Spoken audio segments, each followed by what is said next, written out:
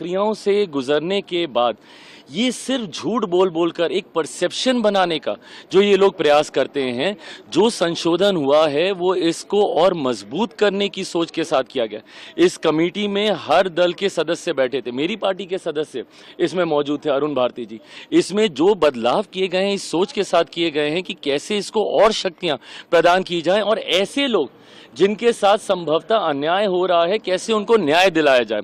आज अगर इससे किसी को तकलीफ है या होनी चाहिए, ये वही लोग हैं जो इसमें भ्रष्टाचार करते हैं, ये वही लोग हैं जो गरीब मुसलमानों से उनका हक छीनते हैं या उनको हक नहीं देते, या जो महिला मुसलमानों को आगे आने से रोकते हैं।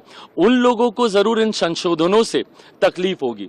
आज की तारीख में जो सकारात्मक संशोधन किए गए, भाई शुरू में हम लोगों को भी इश्यूज थे, कमेटी में हम लोगों ने भी अपनी बातों को रखा, पार्टी की तरफ से सुझाव दिए गए, पार्टी की तरफ से जहां पे जरूरी बदलावों की जरूरत महसूस हुई उसको हम लोगों ने किया।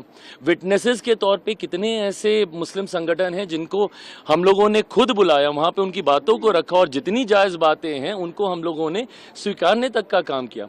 पर दिक्कत यह है कि विपक्ष जो भ्रम फैलाने का प्रयास करता है वो चाहते ही नहीं कि गरीब मुसलमान, जिसमें पसमंदा हो, अंसारी हो या महिला मुसलमान हो, जो लोग आगे आना चाहते हैं उनको ये लोग आगे आने से रोकते हैं।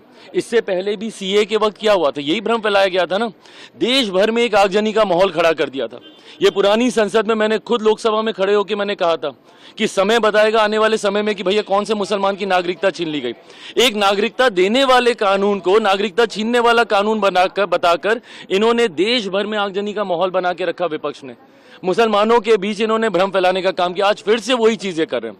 ये बात ये लोग समझ लें भैया, लोक जनशक्ति पार्टी में अपनी बात मैं कर रहा हूँ और मैं व्यक्तिगत तौर पे भी अपनी बात करूं, मैं रामविलास पासवान का बेटा हूं। उन्होंने अपनी पार्टी को खत्म कर दिया 2005 में कि एक मुसलमान मुख्यमंत्री बने। उस वक्त क्यों नहीं विपक्ष का कोई सामने आया?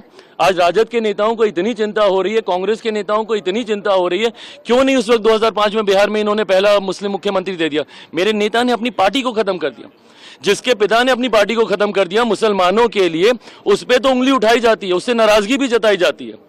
आदर्श मदनी साहब, ये तमाम तरीके के जो ऐसे लोग हैं, ये लोग मुझसे नाराजगी जता रहे हैं, पर संरक्षण किसका कर रहे हैं? जिनके बारे में 2006 सच्चर कमेटी की रिपोर्ट कहती है कि मुसलमानों के हालात क्या हैं देश में।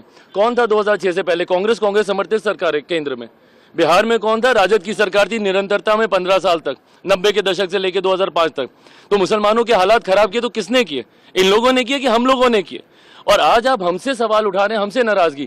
जो विपक्ष आपको भ्रमित कर रहा है, जो आगजनी का माहौल बना रहा है, सीएए को लेकर देश भर को इन्होंने जलाने का काम किया, किसकी नागरिकता छीन ली गई, आज वही भ्रम फैला रहे हैं।